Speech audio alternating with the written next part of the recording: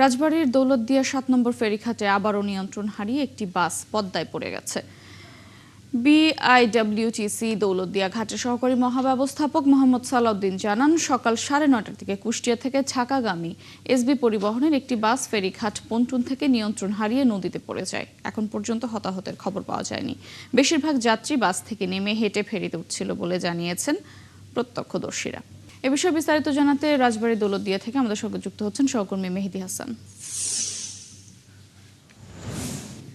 মেহেদি, দুর্ঘটনাটি ঠিক কিভাবে ঘটেছে, তাছাড়া বাসে কতজন ছিলেন জানতে পেরেছেন কিনা জানাবেন, এছাড়া উদ্ধার কাজে তৎপরতা সম্পর্কে জানাবেন। আপনি যেমনটি সংবাদে বলছিলেন যে আজকে কিন্তু সকাল ঠিক ৯:৩০টার সময় রাজবাড়ীর দৌলতদিয়া ফেরিঘাটের ৭ নম্বর ঘাট এলাকায় এসবি পরিবহনের একটি বাস ফেরিতে উঠতে গিয়ে নিয়ন্ত্রণ হারিয়ে ফেরিতে ওঠার পর ফেরির যে ডালা আর র্যাম সেটি ভেঙে কিন্তু পদ্মার পানিতে পড়ে গেছে এবং পদ্মার পানিতে পড়ে যাওয়ার পর সেই এসবি পরিবহনের বাসটি কিন্তু পানির নিচে তলিয়ে গিয়েছে। আমরা কিন্তু এমনটি জানতে পেরেছি। ঠিক ঘাট এলাকায় ৭ নম্বর ঘাট এলাকায় রয়েছে আমি এই মুহূর্তে। আমি যদি আপনাকে ক্যামেরার সাহায্যে একটু দেখাই, এই যে আপনারা যে চিত্রটি দেখছেন এই গেটটি কিন্তু ৭ নম্বর ঘাটের প্রবেশ পথ।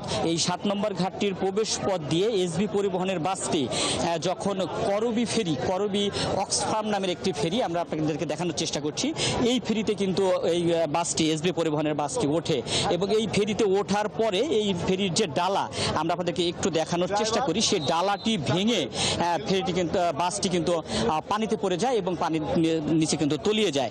আমরা এখনো পর্যন্ত এই ঘটনায় কোনো হতাহত বা কোনো নিখোঁজের সন্ধান কিন্তু পাইনি। আমরা স্থানীয়দের সাথে কথা বলেছি। আমরা কিছুক্ষণ আগে রাজবাড়ীর জেলা প্রশাসকের সাথে কথা বলেছি। রাজবাড়ীর জেলা প্রশাসক আমাদেরকে জানিয়েছেন এই ঘটনায় কিন্তু এরই মধ্যে উদ্ধার তৎপরতা কিন্তু চলছে। আপনারা দেখছেন এখানে কিন্তু উদ্ধারকারী জাহাজ হামজা, যেটি দৌলতদিয়া ঘাটে কিন্তু এর আগে থেকেই কিন্তু নিয়ে এনে রাখা হয়েছিল।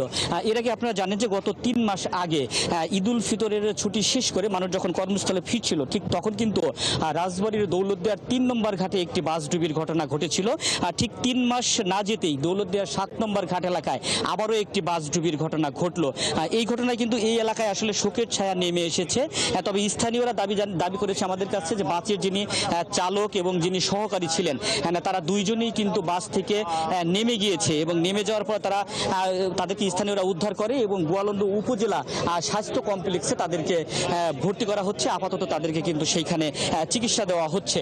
এরই মধ্যে ঘাট এলাকায় প্রশাসনের সকল কর্মকর্তারা কাজ করছে, তারা উদ্ধার অভিযানে চেষ্টা চালিয়ে যাচ্ছে।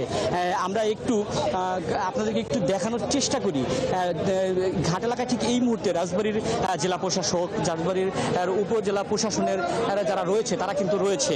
ঠিক এই বাসের যারা যাত্রী ছিল, আমরা একটু সবশেষ যিনি যাত্রী ছিলেন তার কাছ থেকে একটু কথা বলে আসি। আমরা যতটুকু জানতে পেরেছি আমাদের এক বোন তিনি এসবি পরিবহনের এই বাসটিতে ছিলেন, তার কাছ থেকে আমরা আসলে একটু এই দুর্ঘটনার বিস্তারিত সম্পর্কে একটু যদি জানার চেষ্টা করি। আপু একটু বলবেন বাসটা কোথা থেকে আসলো, কিভাবে এখানে বাসটা মূলত হচ্ছে মেহেরপুর থেকে, গাংনী থেকে 5:30টার বাস ছিল, ভোর 5:30টা। কুষ্টিয়া থেকে 7টার বাস। সম্পূর্ণ গাছে পরিপূর্ণ যাত্রী ছিল, 40টা সিটে যাত্রী ছিল। সবাই নেমে পড়ছিল, আমি লাস্টে নামছি আর কি। 9:27 ফেরির সামনে আসে, আমি নামছি, তারপরে বাসটা ব্রেক ফেল হয়ে নদীতে ডুবে গেছে। ওই সময় বাসের মধ্যে আরো কোনো যাত্রী ছিল কিনা বা কি অবস্থা? না, আমি লাস্ট বাস থেকে নামছি। জি। আপনারা শুনছিলেন আমরা যিনি বাসের সবশেষ যাত্রী যিনি ছিলেন সেই আমাদের বোন, তার সাথে আমরা কথা বলার চেষ্টা করছিলাম। তিনি আমাদেরকে জানাচ্ছিলেন যে এই বাসটিতে অন্য কোনো যাত্রী ছিল না, উনি কিন্তু সবশেষ যাত্রী হিসেবে বাসটিতে ছিলেন এবং বাসটি থেকে উনি নেমেছেন এবং এই বাসটি মেহেরপুরের গাংনী উপজেলা থেকে ছেড়ে এসেছে ভোর 5:45টায় এবং কুষ্টিয়া থেকে সেই বাসটি কিন্তু সকাল 7টায় ছেড়ে এসেছে। দৌলতদিয়া ঘাটে আসার পর এই বাসটি দৌলতদিয়া 7 নম্বর ফেরিঘাটে যখন ওঠে তখন কিন্তু নৌ পুলিশ এবং ঘাট কর্তৃপক্ষর তারা যে মাইকিং করেন দুর্ঘটনা এড়াতে বাস থেকে যাত্রী নামানোর যে চেষ্টা, তারা কিন্তু বাস থেকে যাত্রীদেরকে নামিয়ে দেন এবং এই সর্বশেষ একজন মাত্র যাত্রী ছিল, সে ওই বাস থেকে কিন্তু নেমে গিয়েছে। তবে এখন পর্যন্ত এই ঘটনায় কোনো নিখোঁজ বা কোনো হতাহত বা এ ধরনের কোনো সংবাদ আমরা পাইনি। বাসের যিনি চালক ছিলেন, চালক এবং সহকারী, তারা দুইজনই জীবিত অবস্থায় উদ্ধার হয়েছে এবং তারা রাজবাড়ীর গোয়ালন্দ গাইবান্ধা উপজেলা স্বাস্থ্য কমপ্লেক্সে তারা এখনো পর্যন্ত চিকিৎসাধীন আছে, তারা সেখানে কিন্তু চিকিৎসা নিচ্ছেন। এরই মধ্যে ঘাট এলাকায় উদ্ধারকারী জাহাজ হামজা বাসটিকে উদ্ধার করার জন্য তাদের যে উদ্ধার তৎপরতা সেটি চালিয়ে যাচ্ছে। পাশাপাশি ডুবুরি দল তারা কিন্তু বাসটিকে শনাক্ত করার চেষ্টা করছে এবং যেই স্থানটিতে বাসটিতে ডুবে যায় সেই স্থানটিতে নিরাপত্তার জন্য কিন্তু আমরা দেখেছি পর্যাপ্ত পরিমাণে আইন শৃঙ্খলা বাহিনীর সদস্য কিন্তু রয়েছে। এখানে র্যাব সদস্যরা কাজ করছে, এখানে নৌ পুলিশ সদস্যরা কাজ করছে, জেলা পুলিশের সদস্যরা কাজ করছে।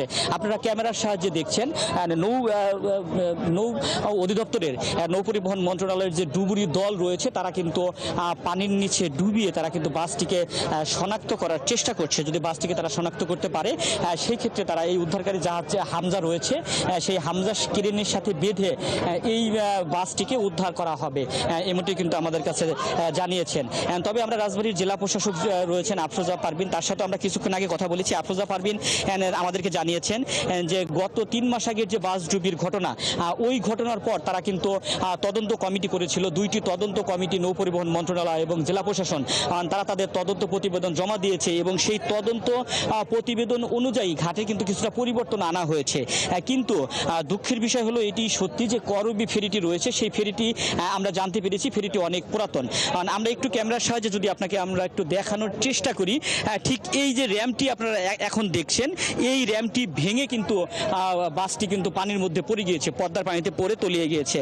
ফেরিটি উঠে যাওয়ার পর এই র্যামটির ডালাটা কিন্তু বন্ধ ছিল, সেই বন্ধ ডালাটি ভেঙে এসবি পরিবহনের বাসটি মেহেরপুরের গাংনী থেকে ছেড়ে আসা এসবি পরিবহনের বাসটি কিন্তু পানিতে কিন্তু ডুবে যায় এবং পানিতে ডুবে যাওয়ার পর উদ্ধারকারীরা এখনো পর্যন্ত তাদের উদ্ধার তৎপরতা চালিয়ে যাচ্ছে। তবে উদ্ধারকারীরা চেষ্টা করছেন যে দ্রুত সময়ের মধ্যে তারা বাসটিকে শনাক্ত করতে পারবে।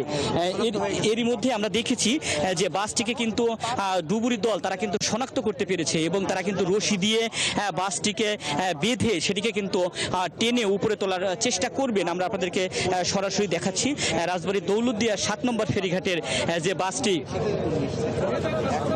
দর্শক, রাজবাড়ী দৌলতদিয়া ফেরিঘাটে আবারও একটি যাত্রীবাহী বাস পানিতে তলিয়ে গেছে। সরাসরি যুক্ত হয়ে সে খবর জানাচ্ছিলেন সহকর্মী মেহেদী হাসান।